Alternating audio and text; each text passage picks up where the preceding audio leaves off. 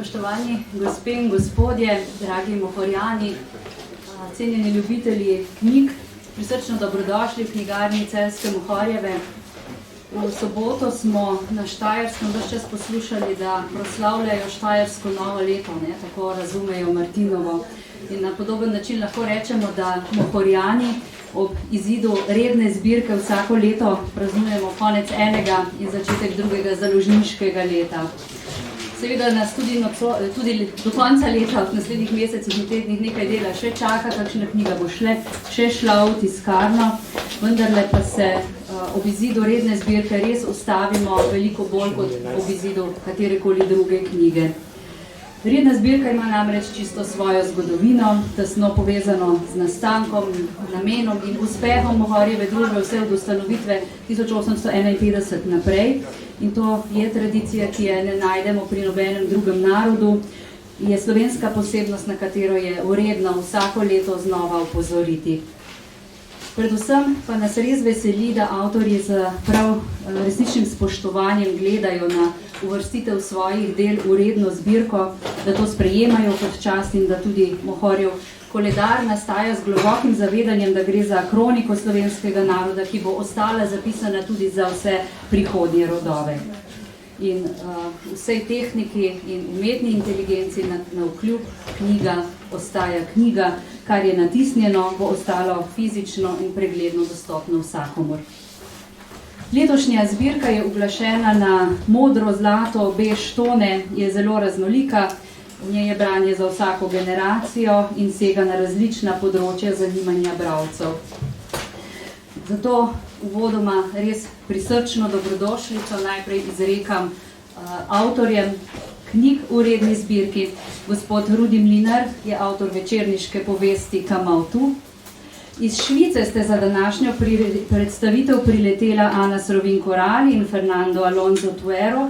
In naj kar povem, da jaz sem že tudi zastrigla z ušesi in sem preverila, ni to tisti Fernando Alonso.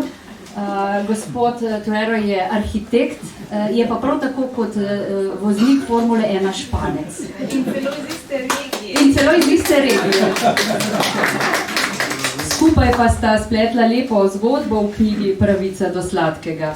Še en dvojec letošnje zbirke, gospa Alenka Kokal in pa Natalija Berezina, avtorici slikanice s pesmimi za male in velike, Kanglica morske fene.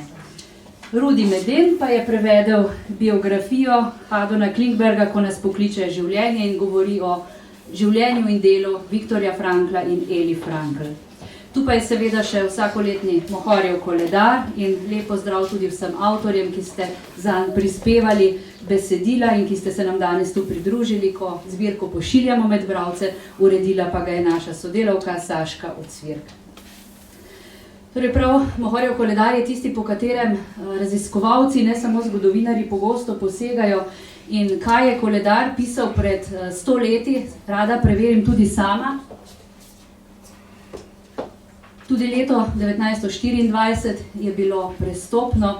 Koledar Mohorjeve družbe Svetega Mohorja za 1924 je išel na Prevaljah, kjer je Mohorjeva vedrila tistih 8 let in je bil natisnjen tudi v Mohorjevi tiskarni tam.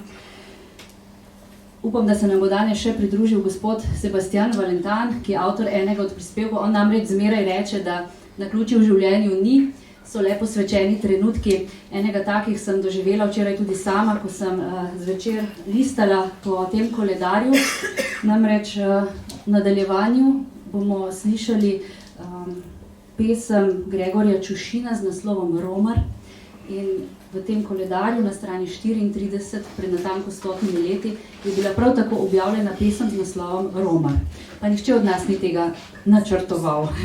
Tako da imamo včasih ob takih najdbah en tak občutek dotika Božjega.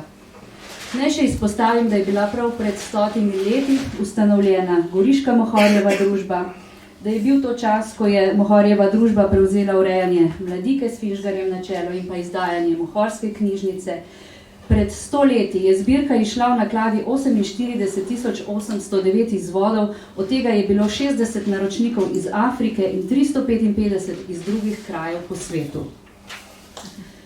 V Mohorjevem koledarju za 2024 pa je tudi znameniti sicer ne podpisani, ampak vemo, da gre za urednika Frana Saleškega Finžgarja, spis z naslovom Tebi, ki bereš te vrstice. Že v tem naslovu grejo dlake pokonci, glas iz preteklosti, ki nagovarja osebno in ne morem si kaj, da ga ne bi tudi danes citirala. Tako piše Finžgar med drugim: ali ti je kdaj napravila Mohorjeva knjiga že to ali ono veselje? Če ti ga je, potem ne pozabi tehle stvari. In naniza en kup točk, med katerimi bom nekaj drobcev samo prebrala. Ko bereš knjigo, ki jo imaš sedaj v roki, se zavedaš, da je ne bereš sam. Bralo jo bo najmanj 100.000 ljudi. Res nima Mohorjeva družba več blizu 100.000 naročnikov, kakor jih je imela pred 5 leti, a lahko računamo, da bere vsako knjigo poleg tistega, ki jo je plačal, vsaj še eden. Vseh teh 100.000, ki bodo brali Mohorjeve knjige, s teboj nekako v duševnem sorodstvu. Morebiti prideš stik s Slovencem, ki je doma na Koroškem, na Goriškem, ki je živel na Hrvaškem, Srbiji, v Ameriki, pa je bil naročen na Mohorjeve knjige. Takoj boste o mnogih stvareh enako mislila.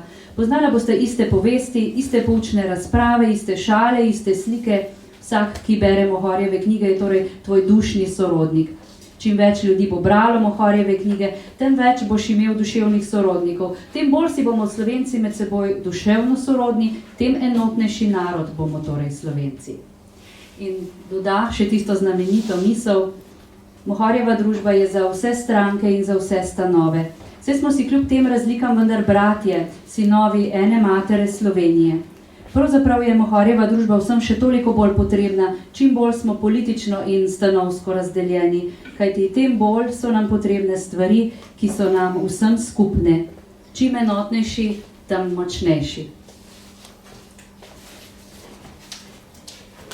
Res se iskreno zahvaljujem vsem, ki ste z naročnino, z nakupom redne zbirke pomagali in pomagate ohranjati to pomembno, dragoceno, edinstveno slovensko tradicijo. In ob tej priložnosti se seveda zahvaljujem tudi vsem sodelavcem Celjske Mohorjeve družbe. Prav vsak prispeva svoj delček v mozaik nastajanja te in drugih knjižnih zgodb. Knjige iz zbirke sta oblikovali in tehnično pripravili naši sodelavki Lidija Murenc in Jana Randl. V uredništvu pa se srečujete s Saško Cvirk, Meto Lenart Berger in dr. Jernejem Kusterlom. Urednikoma sedaj predajam besedo in naše goste, vsem pa želim prijetno dopoldne. Saška Cvirk, izvoli, prosim. Hvala lepa. Kot prvo v redni zbirki 2024 predstavljamo knjigo Hadona Klingberga mlajšega, Ko nas pokliče življenje, s podnaslovom Ljubezen in življenjsko delo Viktorja in Eli Frankl. Knjigo je prevedel gospod Rudi Meden. Lepo pozdravljeni še enkrat. Slovenci smo med narodi, ki se lahko pohvalimo zelo obsežno logoterapevtsko literaturo s prevodnimi deli v tej zbirki, tudi po zaslugi zbirke Smisel pod okriljem Celjske Mohorjeve družbe. O Viktorju Franklu je bilo že ogromno napisanega, ogromno je mogoče prebrati. Njegova beseda še danes nagovarja milijone ljudi po vsem svetu. Toda knjiga Ko nas pokliče življenje je vseeno nekaj posebnega. Kaj je takega v njej, kar slovenske bralce zdaj nagovarja prvič? Ko ste rekli, je o Franklu bilo že veliko napisano, o logoterapiji sploh, vendarle pa ni tako veliko znanega in napisanega o njegovem življenju, osebnem življenju, še zlasti pa o njegovem življenjskem partnerstvu z drugo ženo, Eleonor, Eli, ki mu je ves čas stala ob strani, ki ga je podpirala pri delu in vsega tega pravzaprav ne bi on zmogel, če ne bi ona kot pridna delavka zraven pomagala, čeprav ni imela z logoterapijo prav nobene zveze. Frankl je zelo veliko dal na zasebnost. V svojih knjigah in svojih nastopih je samo obrobno, fragmentarno govoril o svoji družini, o ženi, hčeri, o vnukih, pa pravzaprav sploh jih ni nikoli omenjal, pa so mu v življenju zelo veliko pomenili in to ta knjiga prinaša. Ta knjiga je edina avtorizirana biografija Viktorja Frankla.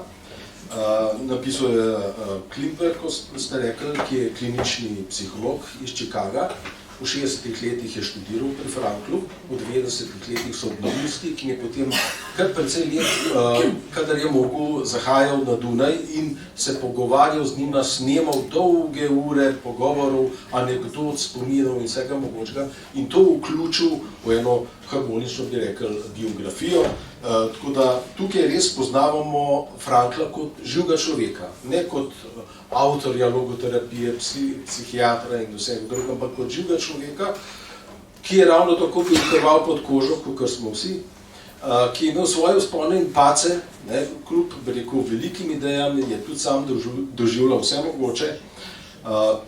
Tako da spoznavamo bogato osebno zgodovino obeh, z veliko humorja. Frankl je bil velik štoser, pa z veliko osebne tragike, ravno tako. In tem, kako sta se odzvala klicu sveta, kot pravi naslov, in skušala pravzaprav primakati nekaj boljšemu svetu in pomagati tudi malemu človeku do tega, da bi našel smisel v življenju. Spoznavamo Frankla tudi kot alpinista, kar mogoče ni tako zelo znano. Tudi, bi rekel, polemike in kontroverze, ki so se okoli njega bile. V glavnem, knjiga je lep poklon dvema izjemnima človekoma, predvsem pa, če pomislimo na podnaslov knjige, je to lepa ljubezenska zgodba. Dveh ljudi, ki sta že na stara leta, potem zelo stara, hodila, se sprehajala po dunajskih ulicah z roko v roki kot stara zaljubljenca. In bil je vredno tudi za človeka, ki o logoterapiji veliko ne ve in ga mogoče preveč ne zanima, zelo lepo branje. To je res tak sprehod po Dunaju, imaš občutek, da hodiš z Viktorjem pa z Eli, skratka res izjemno branje, toplo priporočamo. Gospod Meden, vi ste me s svojimi prevodi me vedno znova navdušujete, ker so tako brezhibni in tekoči in v slovenščini lepo zvenijo. In ko ste zdaj omenili to vašo, mislim, to zgodbo Viktorja pa Eli, da je vedno za nekom njegova žena, ste nas presenetili, ko ste rekli, da svoje prevode na glas preberete nekomu. Boste mogoče povedali kaj o tem, pa tudi o tem, zakaj vas tako zelo nagovarja ta logoterapevtska misel, ker v svojih prevodnih delih temu področju ste namenili veliko časa in dela. Skratka, kaj Viktor Frankl pomeni vam in njegova misel še danes? Ja, kar se prevajanja tiče res, zdi se mi, da knjiga mora biti, tekst mora biti tak, da se ga sliši. Zato jaz res najprej, kot sem vam pravil, ko knjigo preberem, najprej jo preberem ženi, ki tam ne sedi, in če besedilo ne teče, je treba stvar popraviti. To ni samo pisana beseda, to mora biti tako, kot bi jo pripovedovali. Se mi zdi, da to je en dober meril za dobro literaturo. Ja, osebno bi pa rekel tako, kaj mi Frankl pomeni. Že v nekdaj sem se trudil živeti po načelu meči svoj kruh po vodi in po mnogih dneh ga boš našel. Kar bi recimo nekaj pomenil, da sem se zavedal tega, da življenje ne gre samo zame, da ne gre za to, koliko in kaj iztisneš iz življenja, ampak kaj življenju lahko daš. In to je pravzaprav Franklova misel. On je pravil, da v resnici ne sprašuje človek, kaj sme pričakovati od življenja, ampak da življenje nekaj pričakuje od nas, da mi dolgujemo odgovore življenju in odgovornost. Zelo lepo se mi zdi, ker logoterapija je vzgoja za odgovornost. Druga taka misel, načelo, na katero sem zmeraj prisegel, je, pravijo, life wasn't meant to be easy. Recimo drugače rečen, v bistvu življenje ni tem, da nam je zmeraj fleten in lepo. Frankl bi rekel, da bi bili srečni, da bi iskali še srečo, ampak da kljub okoliščinam, ki nas omejujejo, mogoče za ceno lastnega obdobja, živimo za nekaj res vrednega, da smo pripravljeni narediti nekaj dobrega za svojega bližnjega. In to je tisto, čemu Frankl pravi samopresežnost. On pravi, da sami sebe udejanjamo toliko, koliko sami nase pozabljamo.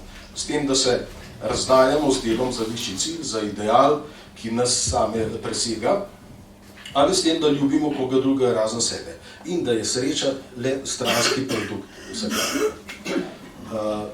Tudi zmeri me navdihuje Franklov ugotovitev iz koncentracijskih taborišč, da so se v popolnoma enakih okoliščinah ljudje zelo različno odzivali. Eni so moralno popolnoma propadali, drugi so se pa do moralnih višin povzpeli.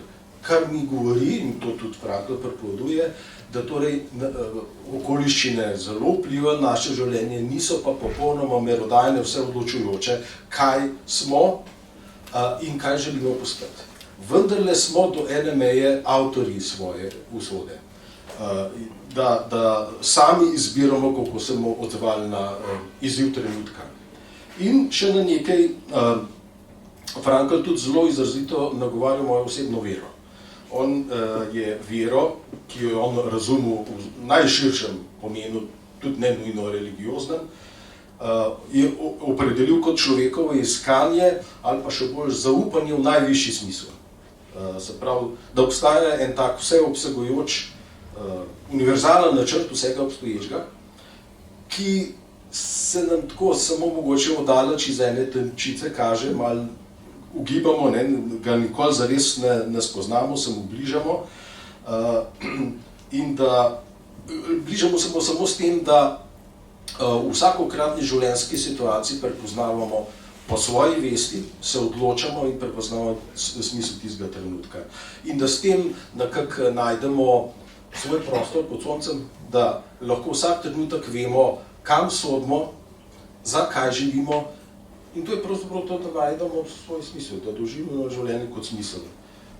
Smo mogoče na en tak način, kot Frankl lepo pravi, kot nekdo, ki nastopa na gledališkem odru in zaslepljen pod žarometi gleda dol med publiko, ki je ne vidi, kjer je tma, ampak ve, da publika je tam in nastopa za to publiko.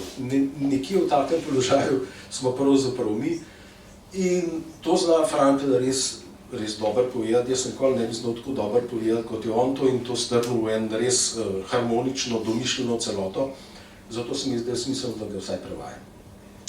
Gospod Meden, najlepša hvala za vse, kar ste naredili pred tej knjigi, tako da hvala, krasno je sodelovati z vami.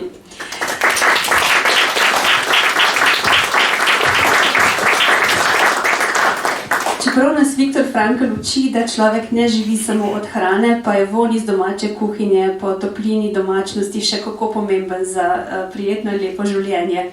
Pravica do sladkega je kuharica, ki pa ni povsem običajna. Je torej zgodba o novodobnih državljanih sveta, pred katerimi ni nič manj življenjskih izzivov, ampak zato verjetno še bolj cenijo svoje korenine, svoj dom, tradicijo in vse, kar je s tem povezano. In tako je nastala tudi ta zgodba, ki je porodila knjigo Pravica do sladkega. Ana, predstavili smo jo že, vsaj malenkost. Kako je nastajala ta knjiga in zakaj se ti zdi, da bi bilo dobro, da vsak človek vsaj tu in tam speče kakšen piškot? Se pravi, to, kako je nastala, še jaz sama sebe vsak dan vprašam. In se mi zdi neverjetno in se mi zdi velikrat, da sanjam. In iskren odgovor je, da ta knjiga je nastala popolnoma nepričakovano in popolnoma neplanirano. Začelo se je namreč resnično s tem, da ko sem se jaz odselila v tujino, kar je bilo leta 2015, in sicer najprej sem živela malo v Braziliji, pa potovala sem po Latinski Ameriki, sem v bistvu ugotovila, koliko veliko je pomeni ljudem, če sem recimo spekla kakšne piškote, ne vem, če je bila kakšna sestavina, kot je pehtran, skuta, koliko je nekako to v ljudeh tudi prebudil zanimanje, kje je Slovenija, da so odprli zemljevid in so pogledali in so rekli, Slovenija je tam dobro pečete, bom šel, ne? Me zanima. In potem, ko sem se preselila v Švico, je to nekako postala navada, da vedno, ko se je organiziral kakšen dogodek, ko sem se sestala z kolegi, kjer pač jaz delam v mednarodnem pravu, ni bilo običajno, da bi ljudje kaj sami speklo, običajno je bilo, da so kaj prinesli kar iz trgovine. In vedno so bili čist fascinirani, če je bila kakšna stvar, kot je ajdova kaša, ki je za nas, ali pa ajdova moka, popolnoma samoumevna, je bilo to res za njih nekaj nepojemljivega. In to je bil res začetek. Začetek je bil v bistvu ta, da ni bilo nobenega plana, da se je to rodilo kot neka peka, katero sem jaz začela namenoma ohranjati, zato ker sem videla, koliko je bila cenjena v tujini. In potem je Fernando, ki goji veliko ljubezen te fotografije, poleg jedenja, vseh teh dobrot, je v bistvu on začel delati fotografije. In je prišel na idejo, da bi midva zbrala te fotografije kot res, čisto da bi imela neko zbirko teh fotografij.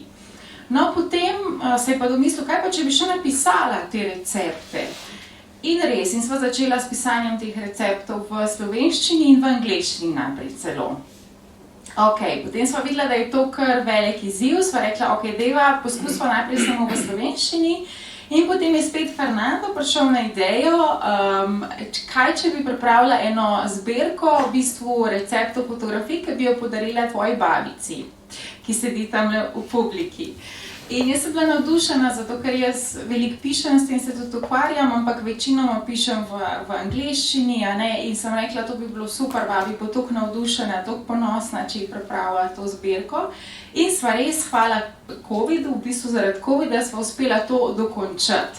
To je bilo trdo delo, iskreno povedano, to so bile peke ob 6 zjutraj, v času kosila, vmes zvečer, ampak ker imam jaz takega odličnega pomagača, ki lahko poje toliko piškotov, kakor jih spečem, pa nikoli niso dovolj dobri, tako da je treba vedno nove narediti hitro, je to dejansko uspelo. In potem se je ta knjigica rodila v eni amaterski verziji leta 2020, konec 2020. In potem je spet v bistvu Fernando skupaj z babico sta prišla na idejo, kaj pa če bi to mogoče tudi zanimalo širšo publiko, kaj pa če bi poskusili nekako v publiki, slovenski publiki, slovenskem ljudstvu, bi rekla, jih spomniti na to, koliko je pomembno, da se ohranja ta tradicija. In nekako s tem prehajam na tvoje drugo vprašanje.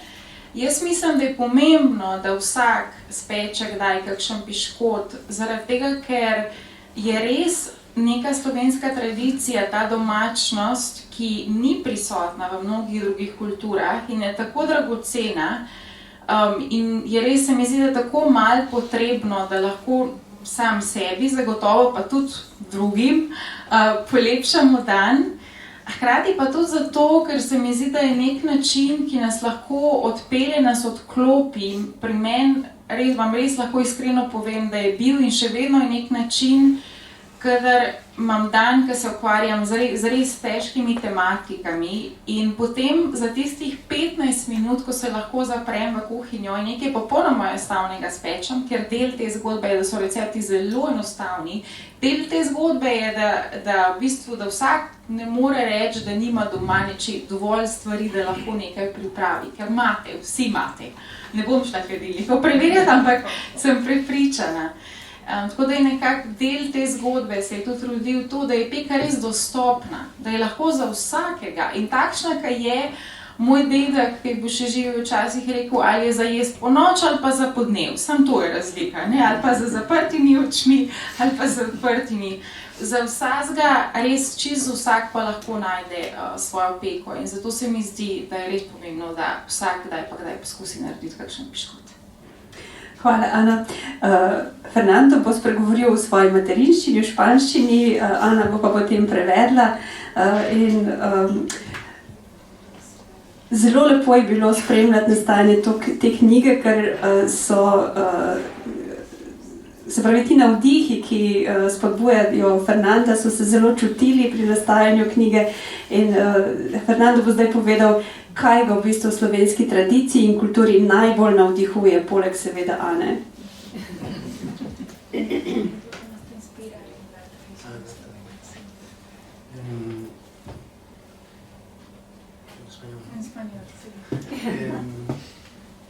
Yo creo que lo que más me inspira principalmente es preguntarse cómo la tradición llega a la mesa, cómo pequeñas acciones La tradición se realiza a través de pequeñas acciones diariamente, que no nos damos cuenta que se convierten en una tradición, ¿no? I would suggest I translate, because otherwise I would forget what you said.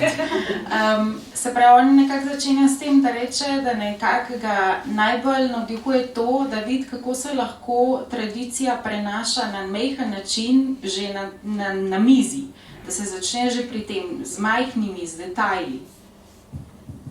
Y a mí lo que me interesa como arquitecto es cuando viajo a través del paisaje de Eslovenia, uno se fija en la naturaleza, pero sobre todo en las acciones que el hombre ha hecho sobre ella, ¿no? Y cómo la tradición de crear, de hacer un pan, por ejemplo, en la mesa, que hay una tradición de que en cada casa se hace unas galletas, un pan, algo. La pregunta es cómo es que esa tradición se ha transmitido a lo largo de generaciones y darse cuenta... ¿Sigo? To je zame že kar težko, ker že razmišljam v španščini, ampak v bistvu on občuduje vedno, Fernando je za vmes tudi malo dodala, kar je on povedal, ker tako ne razumem, ne bo ugotovil, ampak v bistvu ne bo nič vedel. Ampak dejansko Fernando fascinira, jaz moram tudi reči, da sem jaz z njim čisto zaživela drugo Slovenijo, zato ker vsakič, ko se je tudi včeraj, ko smo vzeli avto, pa smo se vozili proti Štajerski in smo šli v bistvu po manjših cestah in občudovali, ne vem, kozolce, ki Fernanda čisto fascinirajo, vsi tisti, ki poznate kozolce ali pa, ki boste naslednjič videli kozolc s kakšnim reklamom, morate vedeti, da je to greh, da se da na kozolce reklame, zato ker so tako lepi, da ne smejo biti reklame gor, ker zatrejo res njihovo lepoto. In Fernando nekako fascinira ga to, no, kako se potem preko objektov, ki jih občuduješ v naravi, lahko jih vidiš, na kakšen način jih v bistvu človek lahko uporablja ali pa na kakšen način se tudi prek njih lahko prenaša tradicija. In on je recimo zdaj dal primer kruha, kako lahko ti občuduješ en kruh, kako se skozi generacije lahko spet prenaša tradicija, se spreminja lahko tudi ta kruh, mogoče kako ga lahko vsaka generacija nekako prilagodi. Y estas pequeñas acciones que son visibles diariamente para cada persona, yo creo que hay que highlight, ¿no? Enfatizar y promover de que pequeñas patterns o patrones que están invisibles, por ejemplo, en la talla de los artesanos de los cosolets, se manifiesta de alguna manera en un pattern que tenéis aquí en Eslovenia. Y que para mucha gente es invisible y que yo he intentado trasladar esa idea, por ejemplo, en el libro con los patterns de las secciones, ¿no? Se pravi, on poskuša spet poudariti, da nekatere stvari, ki so nekako mogoče za nas nevidne, zato ker jih vzamemo toliko že za nekako samoumevne, da je pomembno, da se jih zavedamo in da jih poudarimo. In on je nekako poskušal tudi nekatere stvari pri tej knjigi, boste mogoče videli, če odprete prve strani, so v bistvu eni vzorci, ki prihajajo iz kozolca, ki jih je v bistvu on poskušal se navdihovati ali pa je poskušal razmišljati, kako tiste mehne detajle, ki jih danes več ne opažamo ali pa mogoče jih imamo v nekem prtu narisani ali pa ne vem, v sliki, kjerkoli doma, da jih poskušamo ceniti in jih prenašamo tudi v objekte, ki jih ustvarjamo vsak dan, ne?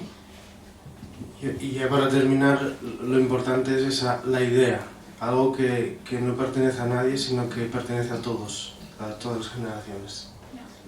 La idea de la receta, que se transmite generaciones. Ja. Se pravi, za konec on samo še to, no, bi poudaril nekako, da kar je pomembno je res, za to knjigo je ideja, kar je ideja je to, da so recepti od nas vseh, ampak se prenašajo naprej in vsi imamo dolžnost, da jih prenašamo naprej. Kako je to super, ko me nič ne razumete, tako se po svoje prevede, malo se klicam. Ampak to nekako, no, Fernando, jaz res ne morem dovolj poudariti, koliko je on igral ključno vlogo pri tej knjigi in koliko je njegova ljubezen do Slovenije tudi in do detajlov, na katere me je on opozarjal, nekako so ključno prispevali k temu, da je ta knjiga nastala in kako tudi jaz vedno znova Slovenijo zaživim preko njega na čist drugačen način. Tako da, hvala ti za to. Gracias.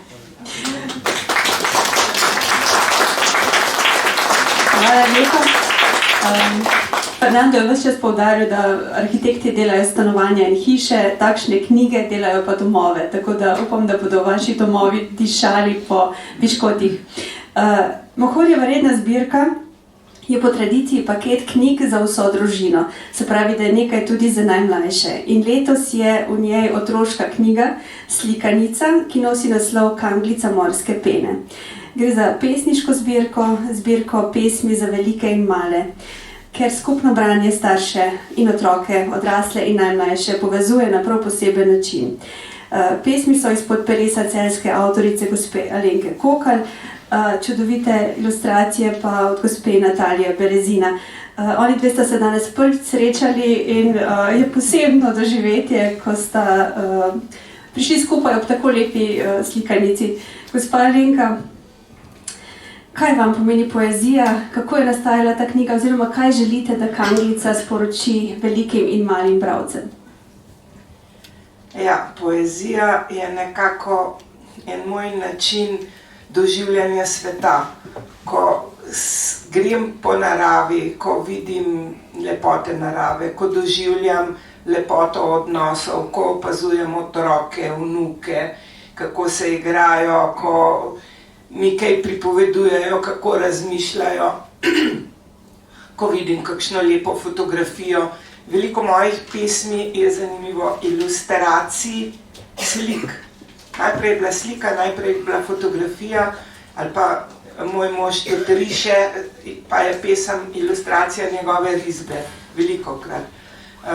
Vsekakor pa se mi zdi, da me pesem spremlja že od kar se spomnim, ker prve pesmi so začele nastajati, ko še nisem znala pisati. In jih je pisala potem mama, potem sem jih pisala tudi jaz in jih imam veliko. Prepleta se, težko bi rekla, da je nekaj samo za otroke ali pa samo za odrasle. Zadeva se prepleta, ker je tudi naše življenje v družini prepleteno z odnosi do starejših, do mlajših, do vnukov, do babic, do dedkov. Skratka, zdi se mi, da je poezija nekako tako kot dihanje. Zakaj pa bi rada dejala malim in velikim bralcem, bi pa vam tole prebrala. Malim bralcem bi dejala, da je svet v naročju lep, hkrati pa bi jih poslala v naravo na potep. Naj se učijo, naj spoznajo, kako širok je ta naš svet in pa radi naj se imajo, povedo to spet in spet. Z mamico vrtijo žilico, z očkom gredo ven v svet, sestricami se igrajo, bratska vez lahko je zgled. In zvečer, ko dan ugaša, vsi se skupaj naj dobijo, podelijo doživetja, skupaj vsi se bogatijo. Svet velikih, pa vrti se hitro, hitro, vse hitreje. Vsem želim, da se zavejo, kdor izpolnjen je, se smeje. Saj otrok še v njem prebiva, včasih sproži lumparijo, drugič nežno se odziva, iskre se v očeh iskrijo. So odnosi prepomembni, da bi jih kar pozabili, in trenutkih umiritve znova bi jih vsi odkrili. Eden z drugim, z roko v roki, vsi podajmo se v lepoto, kar naenkrat bomo odkrili mir, ljubezen in dobroto. Hvala lepa, gospa Alenka. Gospa Natalija Berezina, vaša roka, vaše ilustracije so te pesmi povezale v res eno čudovito knjigico. Kako pa so vas nagovarjale te besede? Kje ste vi črpali navdih? Naprej se zahvaljujem za ta priložnost sodelovanja oziroma ilustriranja te lepe knjige, teh pesmic.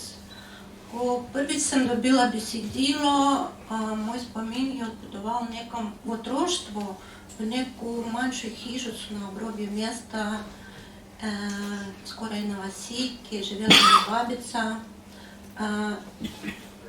Stara sem bila 9 let, ko sem izgubila babico, dedka pa še prej. In vedno sem pogrešala to toplino, te njene objeme, te pripovedanje. In pri branju teh pesmic zelo živo sem spomnila te zimske večere, ki sem preživela pri babici, ko sem gledala, kako babica zakure peč, kako nekaj plete ali veže, ali ne vem, šiva, kako mačka in kužek igrata ali spita skupaj na blazince. Torej, neki otroški prizori, ki vedno v mojem spominu in ki jih pogrešam. In tako sem skušala z mojimi ilustracijami prenesti vse spomine na papir. In vedno sem razmišljala o tej ljudski umetnosti, ki jo rada imam. In hotela sem povezati te pesmice za otroke in za odrasle. In tako so prišli, enkrat so prišli te ilustracije, te vzorci ali, kako se reče, te čipki, ki jih sem naredila. In ta rezanina, te niti, ki jih povezujejo te pesmice, to je na nek način ta babičina ljubezen, ki povezuje vso družino, vso to ljubezen, ki dajo za svojo družino. Hvala lepa.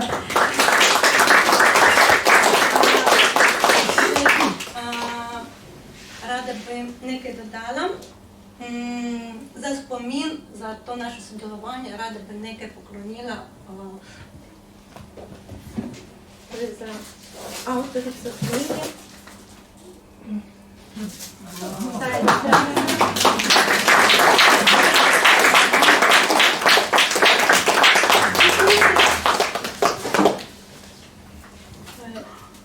Za vas.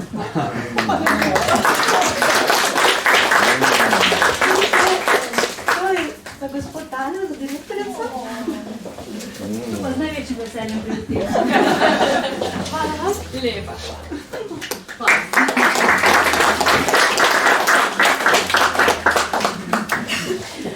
Hvala lepa, kaj če druga reči. V letošnji zbirki je res veliko topline. Kakor smo pri Celjski Mohorjevi založbi že ponosni na tradicijo redne zbirke, pa smo morda še bolj ponosni na tradicijo najstarejše knjižne zbirke, tako imenovane večernice.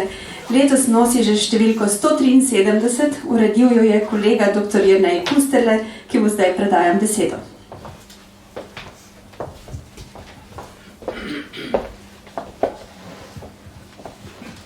Najlepša hvala, Saška.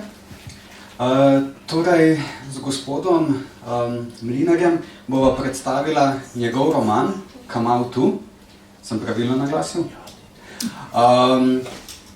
Kot je že kolegica Saška omenila, roman je izšel v knjižni zbirki Slovenske večernice. Namreč, zakaj je to tako zelo pomembno? Takrat, ko je bila Slovenija najbolj razdeljena, ko je bila politično, kulturno, duhovno razdeljena, so slovenske večernice vseeno izhajale. Koledar in slovenske večernice. Torej, dejansko nadaljujemo še vedno tisto tradicijo, ki je tako zelo pomembna bila za Finžgarja, njegove predhodnike in tudi naslednike. In sedaj moje prvo vprašanje je za vas, gospod Rudi. Kakšna občutja vas prežemajo, ko je vaš roman izšel ravno pri slovenskih večernicah? Ja, zelo dobro občutje, ker jaz, tudi moj prvi roman leta 2004 je šel pri Celovški Mohorjevi za založbi Ciril iz Šentranela. Jaz sem že nekako v tistih letih, ko sem začel brati, pa ko sem začel v knjigami bolj se ukvarjati, so prav Mohorjeve večernice tiste, ki so me navdihnile, ki so me nekam pripeljale, pa tudi začel sem jih zbirati in tako nekako sem kar do lepe številke prišel teh starih večernic, ki jih doma hranim z največjim spoštovanjem. Res je takrat, ker se zdaj spomnim na tiste čase, ko je še bil, rečemo, ko so izdajali te knjige v takih številkah, ko so 80 000 izvodov včasih teh knjig. In to je bilo res fascinantno, toliko, koliko je dan Slovenci skoraj beročih, bi lahko rekel, v tiste, ki res bere knjige. Za vaš roman bi lahko rekli, da je problemski, torej ne problematični, ampak problemski roman. Namreč opisuje zelo velik problem v slovenski družbi, ki pa se potem prepleta še z eno drugo temo, ki je nekoliko, ki pomaga bralcu, torej z ljubeznijo. O čem pravzaprav govori vaš roman? V tej zbirki, mislim, v tej knjigi je že uvodoma zelo lepo nakazano, v čem ta roman teče.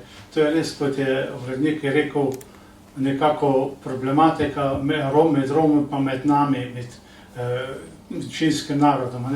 Jaz sem nekako skušal to zgodbo peljati tako, kot med romskim fantom pa med slovenskim dekletom, ki se pod nekim čudnim naključjem znajdeta v istem njemu že kot otroka, nekako zaljubita in potem to je zgodba, ki bi jo lahko dolgo prepovedal, ampak vseeno zdi se, da je v nekem trenutku nekdo, ki je bil v prometni nesreči odlišen, ki ga je neki Rom rešil in ta je potem bil nekako pokrovitelj te družine in je tega fanta prispravil do neke izobrazbe, ki je za Rome skoraj neobičajna, visoko.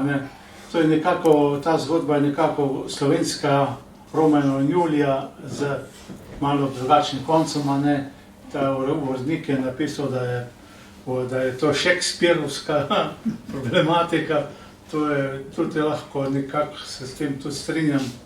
To je res ena taka, skušal sem pa med to ljubezensko zgodbo, ne samo ljubezensko kot tako, kot je odnos med Romom in neromkinjo, ampak splošni odnos nas Romov do Romov. Ker jaz sem šel dvakrat v tisto romsko naselje, da sem njihov kontakt dobil, da sem se z njimi malo pogovarjal. Pa so mi rekli, nas ne moti, če nas reče, kjer da smo cigani. Nas moti odnos, ki je na to vezal. Ime jih niti ne moti. In to mi je ta njihov sin prepovedal zgodbo in rekel, jaz sem šofer tovornjaka, pa sem poslal, ker so tudi se nekako ugotovili so, da če imajo slovenske priimke pa imena, bojo lažje do službe prišli. In ta so se prepisali slovensko v priimke in tudi ime tak. In rekel, jaz sem telefoniral na podjetje s prevozničko, ja, zelo rabimo, veseli, takoj pridite, jutri bomo podpisali pogodbo, bomo vas takoj zaposlili. Rekel, ko je drug dan šel tja, ko so ga videli, kak je rekel, pred 1 uro je bil eden, to smo njega vzeli. In to je, mislim, tak tisti stereotip, ki ga imamo še zmeraj, da nekako Rome smatramo kot res čist tistega na obrobju. Odkot pa vam ideja za roman? Ideja je prišla pa čisto slučajno. Jaz sem pred leti bil prisoten, ko je bil tja musical romskega priznanega romskega skladatelja Svetleno Jabolko in tam sem videl in potem nekako sem razmišljal v to smer, da te problematike v Sloveniji je res malo, mislim, knjig za to problematiko je zelo malo, pa me je to pritegnilo nekaj in ko se je začelo, potem se je kar klopčič odvijal in tako je ta knjiga nastala, da je res spontano in upam, da tisti, ko boste prebrali, da boste videli, da to res ni da je to nekaj drugačnega v to smer, med tem. Verjetno bo bralce tudi zanimalo, je v romanu kaj resnice? V vsakem romanu je nekaj resnice. Če bi brali neko pravljico, pa bi lahko ugotovili, da je tudi v pravljici vedno nekaj resnice. Jaz sem tudi poskušal tako, da sem nekatere dogodke vpletel v svoje izkušnje. Jaz sem bil pred leti 10 let varnostnik na železniški postaji tu v Ljubljani in sem imel z temi Romami, ki so tam prebivali, so tam beračili, z veliko izkušenj in sem tudi vpletel take prizore v roman, pa tudi iz raznih časopisov, ki so pisali ta problematika, ko so neko kravo vtojili nekemu kmetu, pa take stvari. In to sem tudi v romanu vnesel, da je tudi to v romanu, da ni samo, kot je Rovnik rekel, ni samo ljubezenska zgodba, pač pa je splošni ta odnos med nami pa med Romi. In kaj pravzaprav storita glavna junaka v romanu za ljubezen? Kaj žrtvujete? Ja, žrtvujeta, oba žrtvujeta to, da se, to bi skoraj bi rekel, to bi bil že konc, škoda je konc povedati, ga ne bom povedal, zato, ker bo potem navadno pri vsebini manj potegne že nekateri, tudi jaz sem včasih bil na temu, da sem zmer na konc pogledal, kaj se dogaja, potem pa sem začel obratno od začetka. Da ne bi izdal konca, ampak žrtvujete veliko. Seveda, ker so oba, sploh mislim, Slovenka je od svojih staršev preganjana, zatirana. Tudi romski fant ni ravno pohvaljen, da si je izbral za svojo sopotnico Slovenko. In tudi njemu iščejo ženo med Romi, potem se pač oba nekako drugače odločila za ljubezen. Kaj pa bi vi bili pripravljeni žrtvovati za ljubezen? Ali sploh kaj? Jaz sem tudi kar veliko žrtvoval za ljubezen. Jaz sem drugač Korošec, iz Leše pri Prevalju, tam sem doma, pa me je tudi ljubezen potegnila dol na Dolenjskem v Brežice. Se pravi, da sem tudi žrtvoval dobro službo, ki sem imel v železarni v Ravnah, da sem potem prišel do varnostnika, to na železniško postajo. Se pravi, človek za ljubezen kar veliko stori, veliko naredi. Sploh, če je pristna ljubezen, če je res prava. To zato, ker niste Gorenjec, ne? Najlepše hvala. Pri ljubezni so tudi Gorenci iskreni, to sigurno. Pomeni kamautu. Kamautu pomeni pa ljubim te v romskem jeziku. Hvala. Najlepše hvala. Saška, izvoli.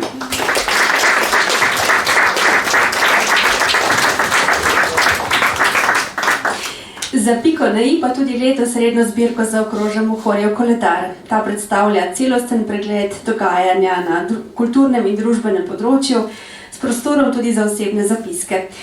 Preprosto je nekatere stvari pač treba ohraniti za zgodovino, narodno in družinsko. In Mohorjev koledar to dela že 166 let. Malo bomo spremenili vrstni red, ker smo vsi v časovnih stiskah, eni bolj, drugi manj. Zelo smo veseli, da se nam je pridružil eden izmed avtorjev, med številnimi tudi dr. Sebastian Valentan, ki je pripravil prispevek o posebnem statusu Cerkve Marije na Gorci pri Malečniku. Skratka, velikokrat govorimo, da je cerkev v stiski oziroma v krizi, ampak glede na to, kaj vse se dogaja v Malečniku, če tega ne poznate, malo verjetno, ker zadnja leta to pride v širše medije, skratka vsi tisti, ki nismo prej vedeli za Malečnik, zdaj vemo, kaj vse se tam dogaja, vse cveti, raste in se bogati. Dr. Valentan, cerkev ni v krizi, je v svetu, ki je v krizi. Izvolite.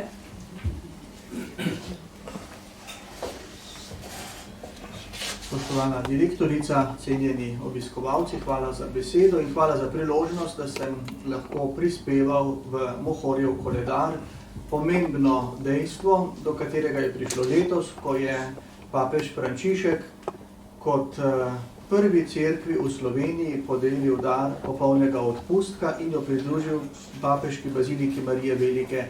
Tukaj so nastala določena vprašanja, kajti vemo, da je kar nekaj cerkva v Sloveniji, ki so bazilike, Je tudi nekaj cerkev, ki so Marijnih cerkvah, ki so pridružene papeški baziliki Marije Velike, ampak doslej še nobena ni dobila takšnega statusa prav strani papeža Frančiška, na kar smo resnično ponosni in seveda je to zgodovinsko dejstvo pomembno ne le za Malečnik, ne le za nadškofijo Maribor in mariborsko občino, ampak mislim, da kar za vso Slovenijo, če pride do takšnega posebnega privilegija strani svetega očeta. Hvala za vse, kar ste povedali. Mislim, da tudi v tem prispevku boste lahko nekaj od tega tudi prebrali, sicer pa je naša župnija prisotna resnično vse povsod, kajti omogoča nam današnji svet prepoznavnost preko številnih medijev, preko družbenih omrežij. Vse to je za cerkev priložnost in 3 leta so minila, odkar sem prevzel župnijo Sveti Peter pri Mariboru, Malečnik, in vse prej kot s tem, da je cerkev v krizi, bi se lahko strinjal. Hvala. Hvala lepa, da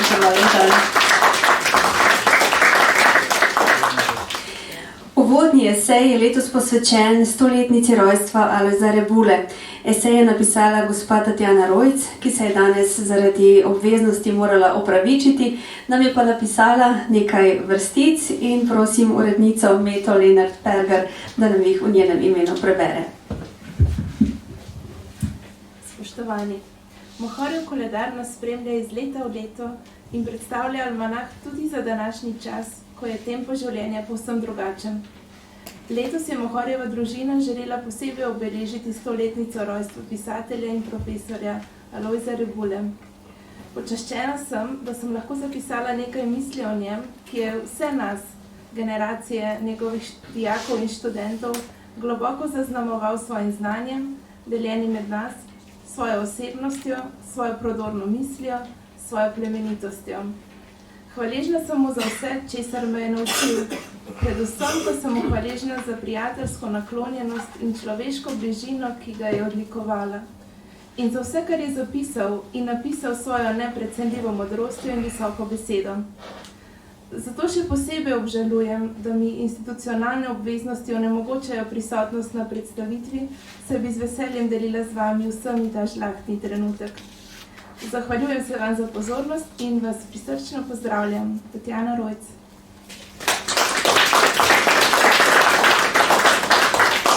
Mohorjev koledar vedno spomni tudi na lepoto slovenske besede. V harmonijo so jo letos zložili Pavle Jakob, Jože Rubanija in apostol posebne vrste, gospod Gregor Čušin, ki je danes tudi med nami in bo prebral po 100 letih znova romarja. Izvolite.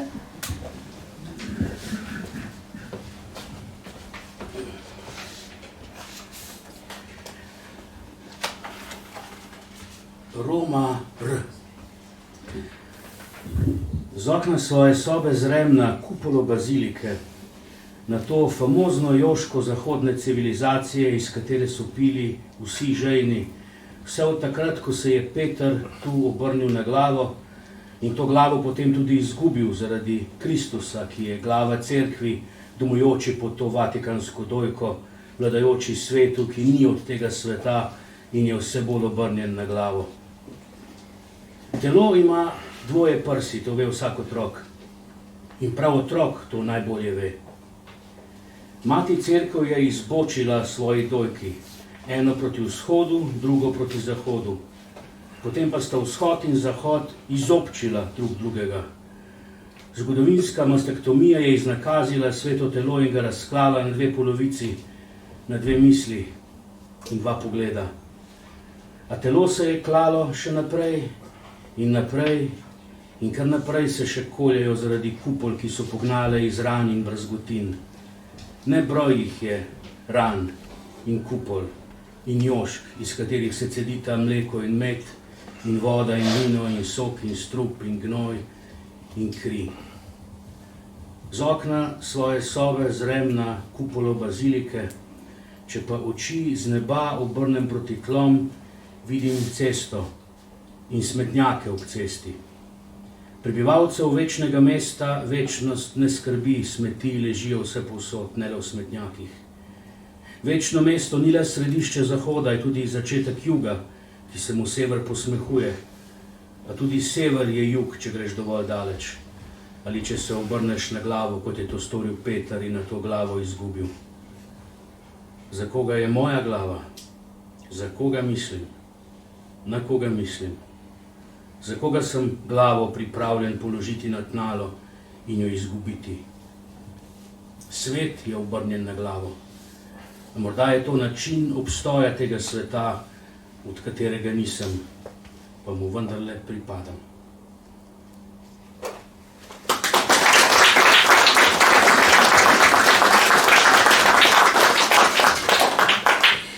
Mohorjev koledar piše in ohranja za zgodovino. V zadnjem letu je bilo vredno zgodovinskega spomina tudi dogajanje okrog muzeja slovenske osamosvojitve in dneva spomina na žrtve komunističnega nasilja. V novi rubriki Na temeljih države obujamo spominje na čas slovenske osamosvojitve, ko je bilo pogosto zelo napeto, mirna rešitev in samostojna država pa vse prej kot samoumevni. Gospod Franci Feltrin, vi obujate spomin na dogodek, ko ste se po spletu okoliščin čisto sami znašli v Beogradu med zelo sovražno nastrojenimi jugoslovanskimi politiki ter slovenskim pozdravom v imenu Demosa polno dvorano precej hudo razdražili. Pogumno dejanje in napeto branje. Kako pomembno se vam zdi, da danes ohranjamo spomin na te dogodke? Izvolite, gospod Feltrin. Dober dan, lep pozdrav z moje strani. Ja, slučajno me je naključno takrat leta 90 oziroma že 89 nekako usoda peljala v politiko. Bil sem v gospodarstvu. Po 2 mesecih izvolitve v parlament oziroma v takratno skupščino, tridomno skupščino, sem bil zaposlen, ker sem izgubil službo zaradi volitev. Sem se potem zaposlil v skupščini in me, to je bilo 25. junija leta 1990, pokliče Spomenka Hribar domov, ker sem bil že doma. Prav, veš, odločili smo se, da ti greš v Beograd na neko srečanje oziroma nek zbor vseh predstavnikov parlamentarnih strank Jugoslavije.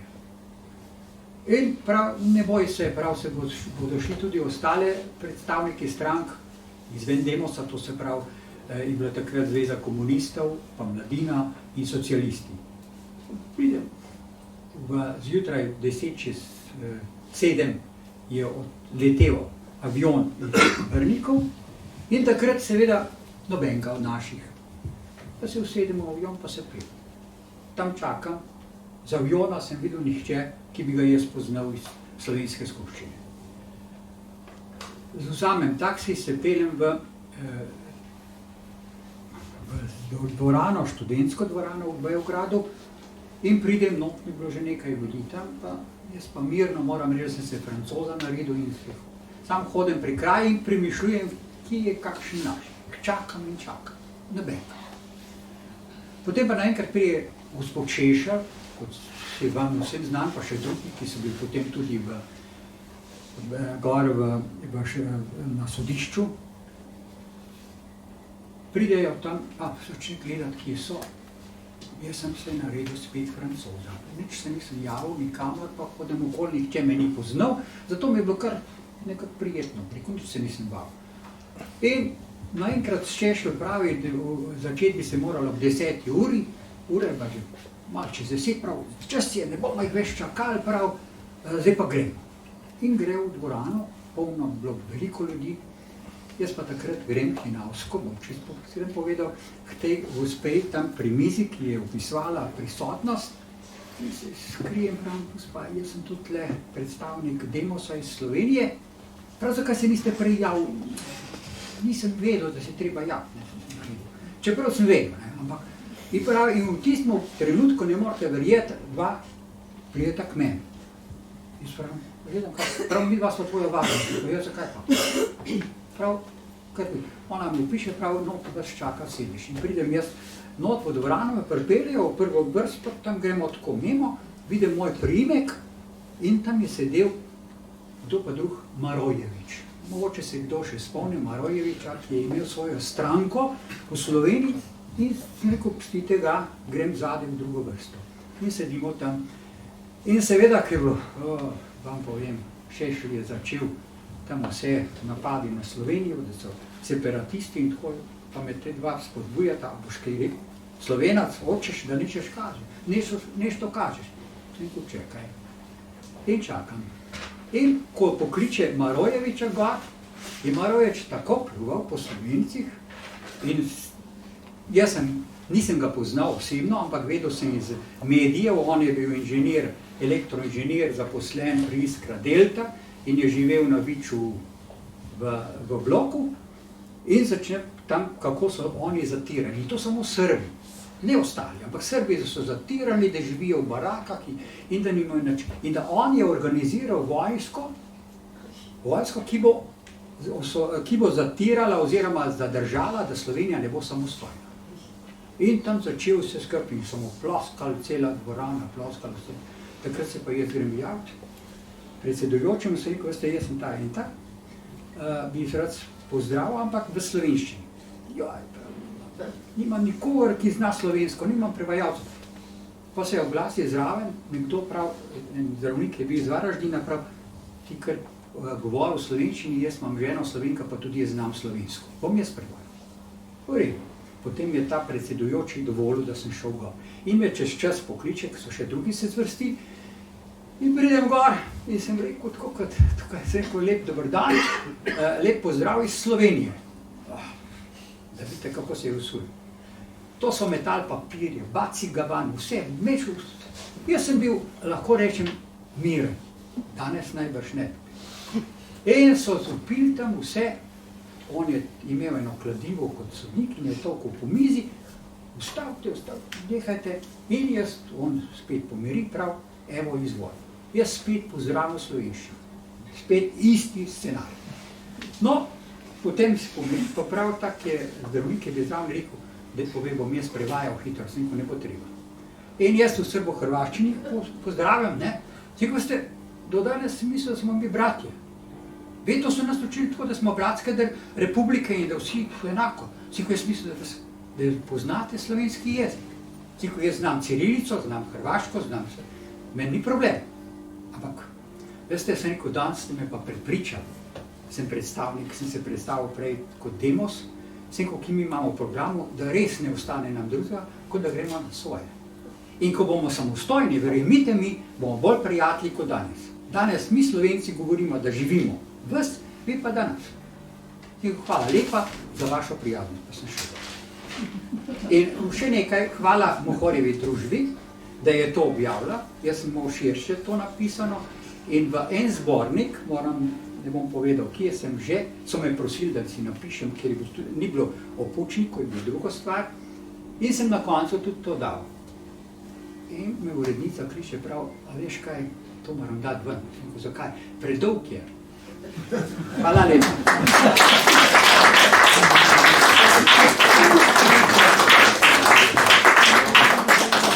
In tudi po zaslugi Mohorjevega koledarja te stvari ne bodo šle v pozabo. Ob obletnicah smo se med drugim spomnili tudi na Rudolfa Maistra, Antona Novačana, avtorja najbolj znanega slovenskega zemljevida Petra Kozlerja, filozofa Immanuela Kanta in Nikolajeva Bardjajeva, 3 operne mojstre, Smetano, Pučinja in Parmo, Naceta Šumija in pesnika Ivana Minatija ter mnoge druge. Med portretisti pa je dr. Ferdinand Šerbelj spomnil tudi na prvega tistega, ki je se posvetil slovenskim goram, Marka Pernharta. Dr. Šerbelj, kot pravite, takih zapisov ni veliko v naši literaturi. Zakaj je Pernhart na nek način spregledan avtor?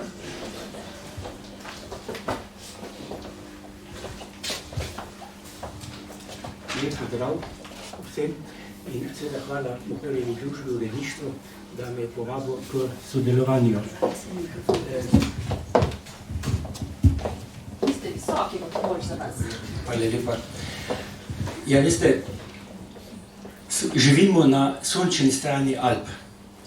In seveda moram popraviti našega slavnega pisatelja, da mi smo pravzaprav alpski Slovenci. kajti živimo v tem alpskem prostoru, neločeno, v tem prostoru smo oblikovali svojo kulturo, zato je tudi že od Valvazorja naprej sledimo upodobitvam gora, ali bolj resničnih, manj resničnih, v glavnem gore nas vsaj obdajajo na vsakem koraku. In v to plejado slikarjev do današnjega časa se uvršča na vidno mesto Marko Penhart, ki sodi v sam vrh ob Antonu Karingerju kot krajinarju, hkrati pa sigurno med najbolj popularnimi slikarji slovenskega rodu. To podarjam, bil je Korošec, imel se je pripada slovenski skupnosti, saj vemo, da je tudi skicirke označeval za slovensko besedo, kakšna barva, kakšna akvarel, pa kakšen vrh. Tako da je živel v tem prostoru in pogosto obiskoval tudi naše kraje. Bil je prvi topograf, kajti njegove pokrajine, čeprav so romantične, so vedno prepoznavne. Zato so te pokrajine danes dragocen dokument spreminjanja narave. Če pogledamo njegove znamenite panorame iz teh vrhov, zlasti recimo Šmarne gore, vidimo, kako se ta okolica Ljubljanske pokrajine v 150 letih povsem spremenila. In tako pomemben slikar za čuda ni doživel še ene monografije. Imamo bogato monografijo v nemščini od dr. Rossmana, ki pa je tašna, da ne pretiravam, tako velika in tako debela. Mi imamo v njem v biografskem leksikonu iz leta 35 nekaj vrstic napisanih. Dolgo časa sem, ker sem bil v službi v Narodni galeriji, nagovarjal, da bi pripravili razstavo slovenskega krajinarstva, ker imamo tradicijo, imamo gradivo.